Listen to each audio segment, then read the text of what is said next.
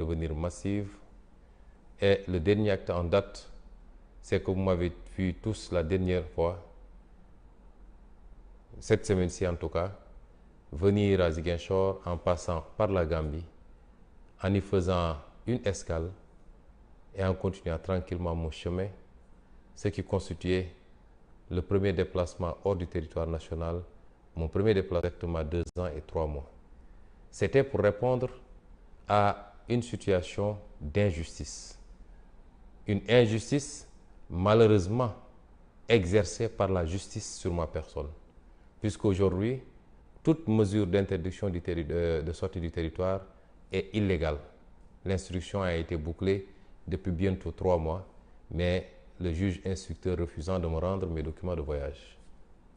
J'ai tendance à dire que face à une justice injuste, instrumentalisée entre les mains de l'exécutif, face à un État injuste, violent, détournant les moyens qui ont été mis à sa disposition par le peuple justement pour satisfaire à ses attentes, et exclusivement pour brimer, pour violenter et pour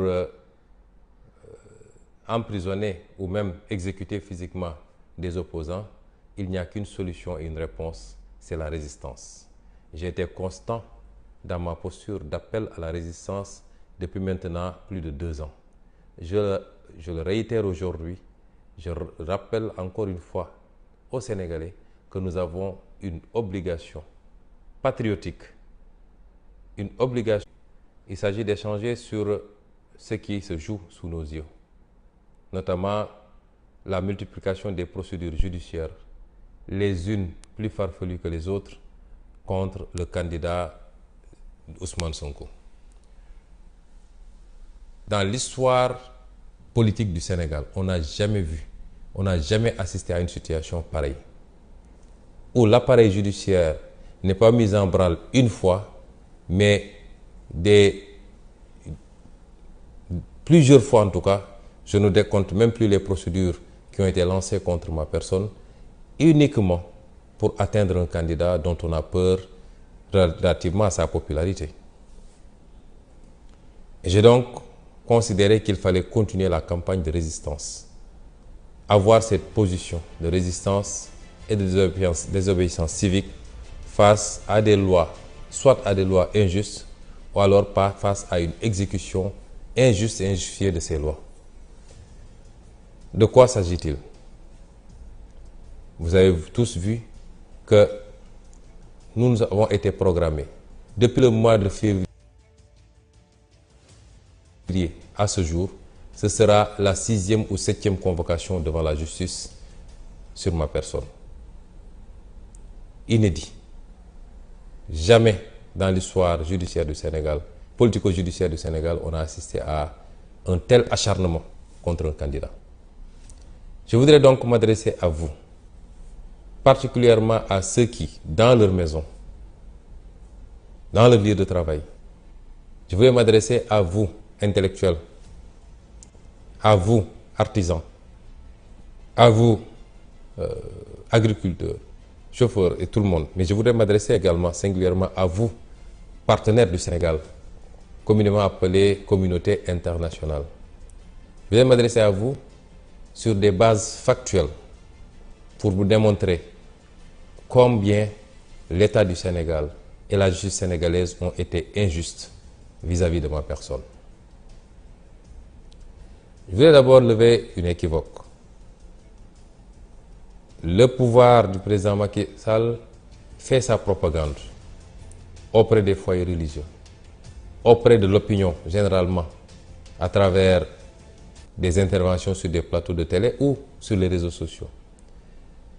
Il fait sa propagande auprès de vous, ambassade accréditée au Sénégal, pour vous faire croire que Ousmane Sonko ne respecterait pas les institutions, qu'il refuse de répondre à la justice, qu'il mobilise des gens pour faire face à l'État.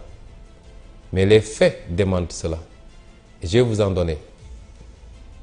Je n'ai jamais refusé de répondre à une convocation. La seule convocation à laquelle j'avais refusé de déférer, je l'avais fait sur des bases légales. C'est la première convocation qui date du 7 février 2021, où la section de recherche me convoquait à venir répondre alors que j'avais mon mandat de dépôt encore en cours et que les textes de loi de ce pays disent clairement qu'un député ne peut pas faire l'objet de poursuites, d'interrogations ou d'arrestations sans que son immunité ne soit levée pendant qu'il est en session ou tout simplement en cours de mandat. J'ai considéré que c'est sciemment que le ministre de la Justice a instruit le procureur, qui a instruit le commandant de la section de recherche, pour leur demander de me convoquer et de m'arrêter immédiatement que je serai arrivé dans leurs locaux, de m'arrêter, de me mettre sous mandat de dépôt en ignorant une immunité parlementaire que me confère et la Constitution et la loi organique portant sur l'Assemblée nationale. Et c'est la seule fois où j'avais refusé de déférer à la convocation. Pour toutes les autres, une fois que la machine avait été mise en branle pour procéder à la levée de mon immunité parlementaire, j'avais été convoqué sur des bases illégales aussi. J'avais été convoqué le 3 mars 2021. Le monde entier a assisté à des scènes surréalistes où j'ai quitté mon domicile en tant que citoyen libre, présumé innocent, répondant à une convocation d'un juge d'instruction, mais c'est en cours de route que le ministre de l'Intérieur a instruit les forces de défense et de sécurité pour procéder à mon arrestation illégale, me conduire illico presto à la section de recherche et m'y retenir pendant 6 jours dans le cadre d'une détention arbitraire et illégale. N'eût été le soulèvement populaire qui en a suivi, massif, où tout le peuple sénégalais s'est levé comme un seul homme pour dire nous n'accepterons pas cette injustice. Aujourd'hui, je ne serai pas là devant vous à vous parler. J'aurais été certainement à la maison d'arrêt et le juge aurait pris tout son temps pour procéder à une instruction. La deuxième fois, c'était le 16 février 2023. J'ai été convoqué. Avant cette date d'ailleurs, j'ai été convoqué à 2 reprises par le juge d'instruction. La première pour m'entendre et la seconde pour procéder à une confrontation. Je me suis levé de chez moi et je suis allé répondre tranquillement. La quatrième, c'est le 16 février 2023, où j'ai été convoqué au tribunal. Je suis sorti de mon domicile pour me rendre au tribunal. Ils m'ont causé tous les tracas du monde sur la route du tribunal. Mais pire encore, de retour du tribunal, où le juge avait dû consentir à un renvoi après une rude bataille de mes avocats, j'ai fait l'objet d'une agression que le monde entier a vue. Une agression qui a heurté, qui a ému et qui a questionné le monde entier sur les pratiques du président Macky Sall.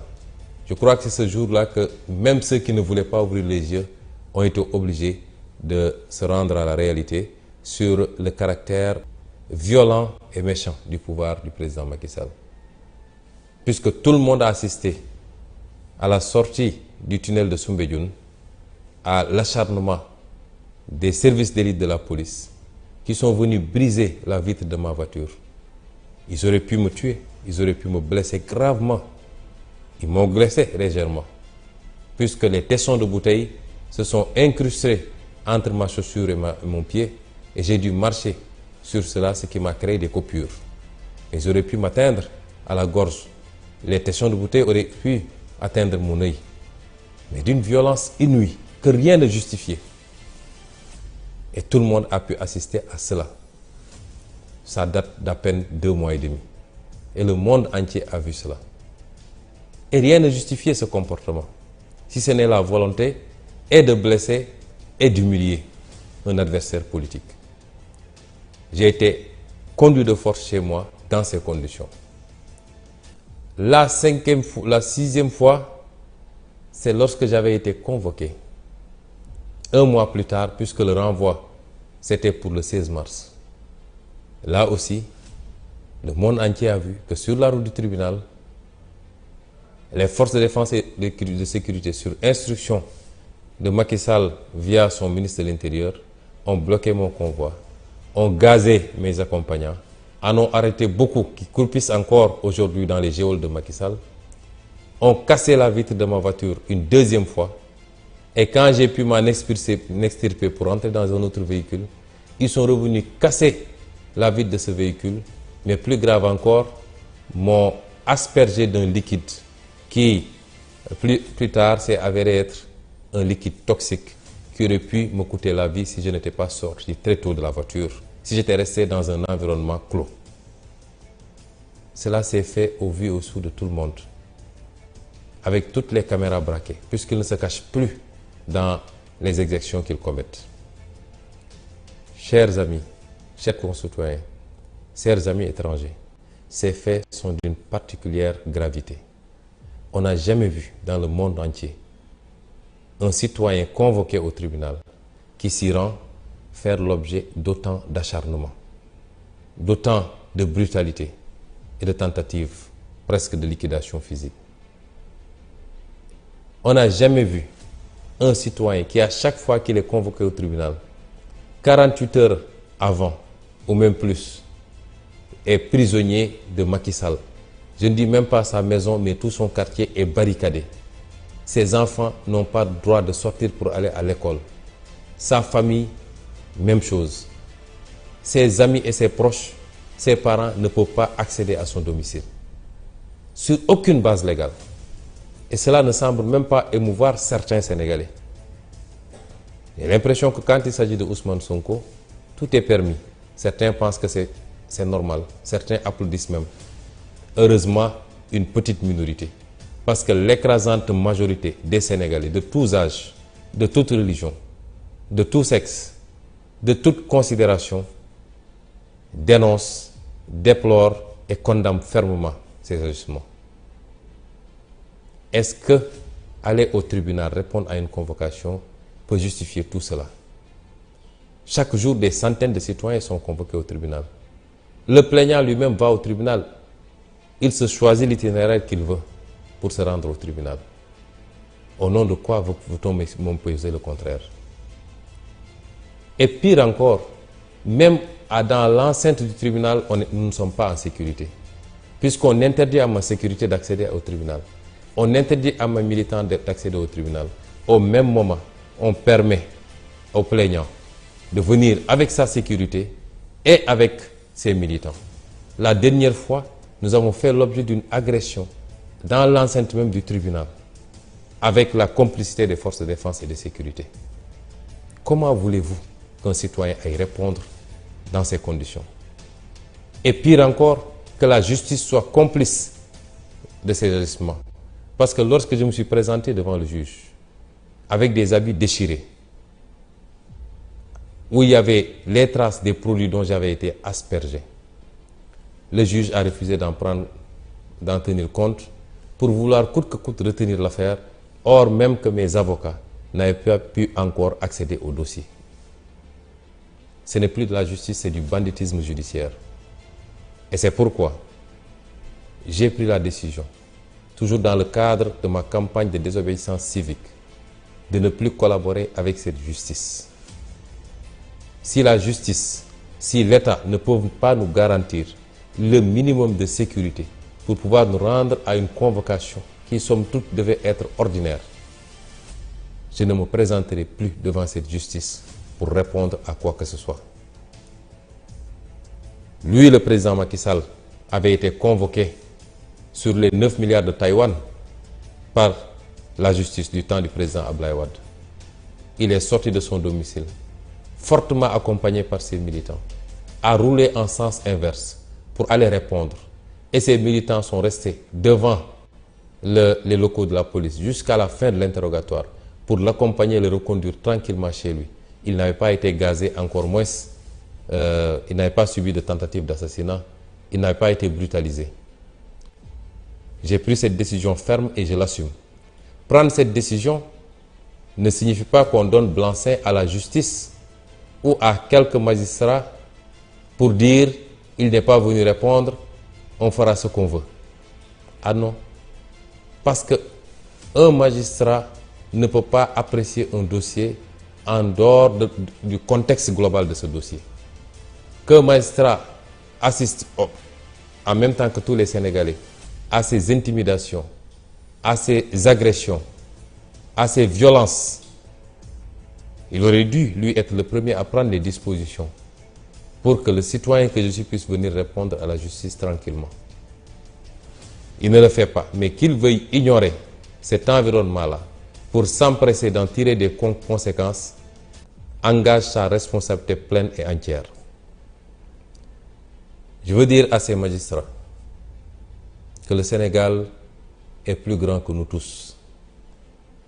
Je veux dire à ces magistrats qu'il est révolu l'époque où un juge pouvait se permettre n'importe quoi et rentrer tranquillement chez lui, retrouver sa famille, en pensant que ça peut être passé par pertes et profits. Je veux dire à ces magistrats que ce que le Macky Sall vous demande, puisqu'il dit que c'est une affaire de la justice, et c'est ça la lâcheté de certains hommes politiques, il ne veut même pas endosser la responsabilité de la liquidation de Ousmane Sonko, mais il se défausse sur vous. J'en appelle à la responsabilité de ces juges. Ce que Macky Sall vous demande de faire, c'est d'être